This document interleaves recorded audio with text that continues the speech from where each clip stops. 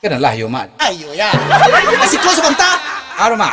Tolong bali si paku beton di tampek cabiak tua. Tak sepaku gelang saya. Si paku beton.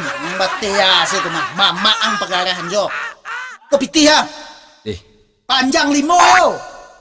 nang putih nentan. Nanitan. Dih.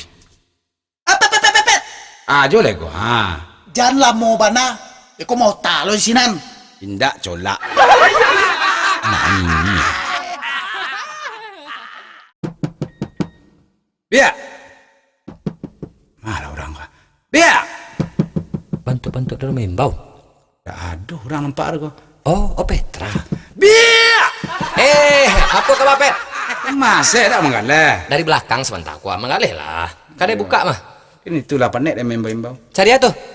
Dia paku gak 1,5 kilo. Paku. Yo, Paku payung atau paku beton? paku beton.